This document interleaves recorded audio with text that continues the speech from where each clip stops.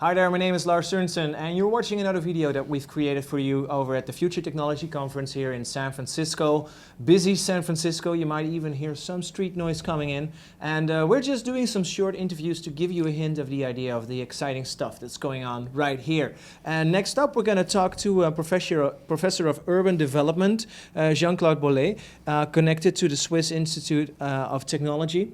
You guys are not just doing urban development, but you're using it for a great cause. Like you're fighting poverty by just making the plans different. I try to help. Explain us a little bit. Okay. You know, I work in an institute of technology, but by training, I'm political scientist. And I worked before that in the Swiss Development Agency during some years in Africa. Mm-hmm. And my work in a agency was to improve the situation in a slum. 200,000 people who lived in poverty. So I understood, working with my colleagues from Cameroun at this time, that it was impossible to improve the situation without working together, meaning engineers, urbanists, but also people from social sciences, to have a good global analysis. On the other side, to implement project, you have to work between public and private sectors, but also with the population, not for the population. You can't have any silos going on. You have to work like you have to connect all these different parties.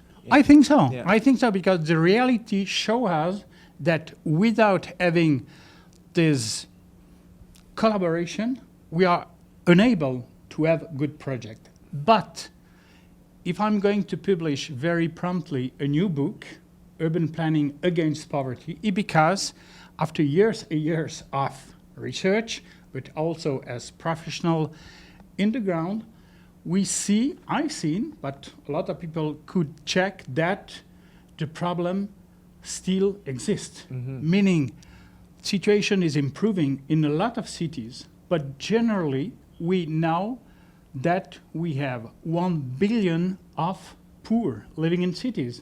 It means that the majority of them live in southern cities. It's more or less 30% of the population considered as poor. So we have to study the question. And we have to study the question at technological level because we need new technology. That's the reason why we have this kind of conference. We need new technology to have smart cities, but we have also to invent the form for access to technologies. So how were the findings in the paper that you are presenting here? Because I can imagine a lot of people could think of critical questions. So you're mentioning one, how to bring people into contact with technology. How are you using technology to make better plans? Because when we're thinking of the slums, we think of the place that's the most isolated from any form of technology. So the first element that we discovered along the years in urban planning and more generally in urban development is that we don't have a focus on social and economic realities, meaning in a lot of cases we have a transfer of concept and method from the Western countries to Southern countries.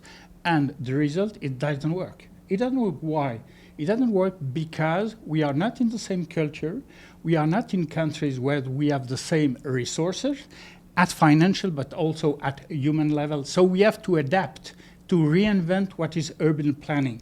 And I think that one of these ways is certainly to offer access to free technology like GIS and so on, other softwares. Because the kind of cities where we work, in general small and medium-sized cities, play a role of intermediation with the rural area of the countries. So it's very important. But these kind of cities are not studied. We don't know them. We know the big ones. We know the capital.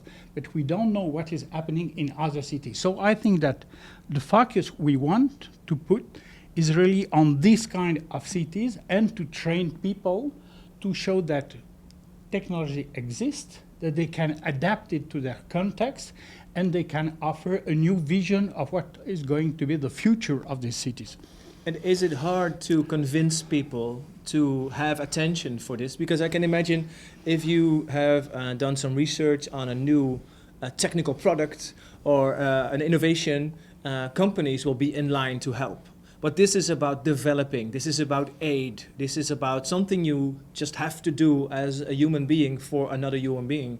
So I can just imagine it's a little bit harder to get people to adapt these ideas and to start moving. It's hard, but I think that people are highly interested because they know the situation. They see that they tackle a lot of problems to resolve. Ecological problem, social insertion of the people, new economic activities, and so on. So they need guidance, but they don't know exactly how to do. So I think that one of the main reason of this research is to offer a new form of training. Mm-hmm. Train the people, but not only technicians, not only civil servants, but all the people, all the stakeholders, training them together to have the same perspective for the city in the future. Then you're presenting these ideas here, and we're with a very diverse group. Yeah. We have the software engineers, the computer scientists, and then so how are the reactions from your fellow participants here at the conference?